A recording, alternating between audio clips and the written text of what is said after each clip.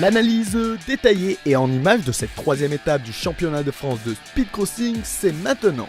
Le GDF Suez Energy France Kite Tour n'a jamais fait autant de bruit, ça se ressent par le public qui l'attire, un reportage de 2 minutes aux 20h de TF1 et le nombre record de participants, 77 inscrits, 14 féminines et 10 juniors, c'est assez exceptionnel. On ne s'en lasse pas, c'est le départ de la manche 6 vue du ciel. Le principe du speedcrossing, c'est de faire des bords travers, autrement dire à fond. Et 77 kites qui arrivent lancés à plus de 20 nœuds, ça donne des images superbes et de belles doses d'adrénaline pour ceux qui choisissent les options les plus osées. N'est-ce pas, monsieur Sylvain Morin ?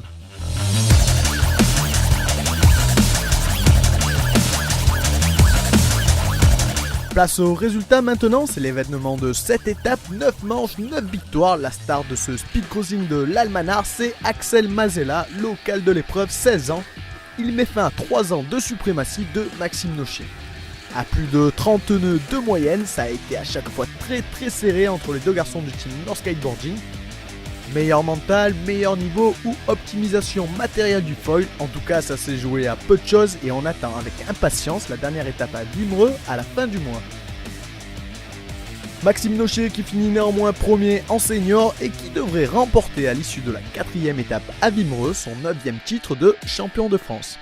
Ça lui donne envie de se mettre quelques gros sauts bien sympas lors du contest de Big Air organisé ce dimanche.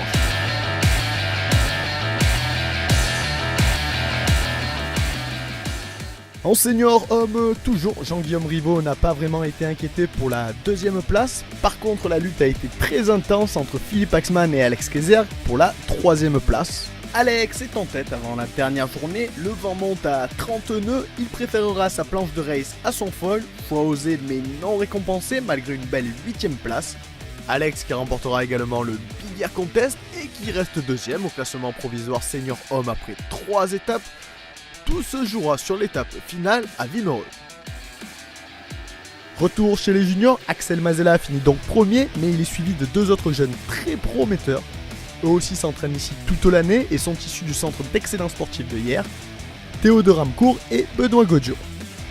On observe le style très agressif de Théo, très en arrière sur son foil, et qui nous a sorti quelques superbes manches de 3. Il finit 2ème chez les jeunes. Superbe paire de Benoît Godjo, 14ème au scratch, premier rider avec une planche de race et 3ème chez les jeunes. Les planches de race moins efficaces que les foils même dans le vent fort et sur un plan d'eau plate, ce n'est plus un scoop mais néanmoins ça reste très joli à voir. À l'image de Martin Turbil qui décroche ici et c'est plutôt spectaculaire. Les seniors féminines maintenant et 3 prétendantes à la première place, Maya Hernandez, Ariane Imbert et Alexia Fancelli. Maya est un peu décrochée dès la première journée et Alexia remporte 3 manches sur 4 devant Ariane.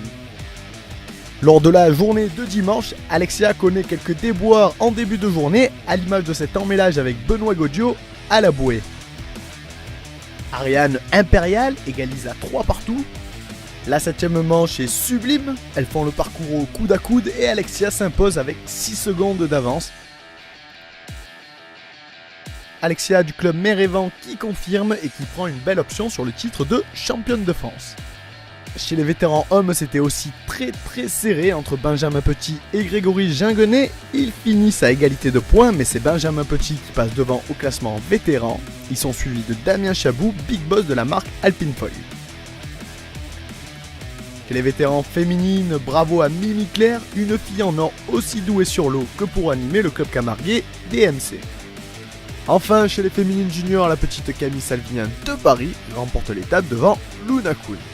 Cette 3ème des 4 étapes du speedcrossing de l'Almanar restera dans les annales. Elle a montré à quel point le département du Var était propice au développement du kitesurf. La ville de Hyères, qui est un exemple national en termes de gestion de la sécurité des zones de pratique, notamment durant les périodes estivales, montre ainsi qu'avec l'appui de la FFVL et de son partenaire GDF Suez Energy France, le kitesurf est un sport plus que mature, autant en termes d'organisation de compétition que de gestion de sites de pratique.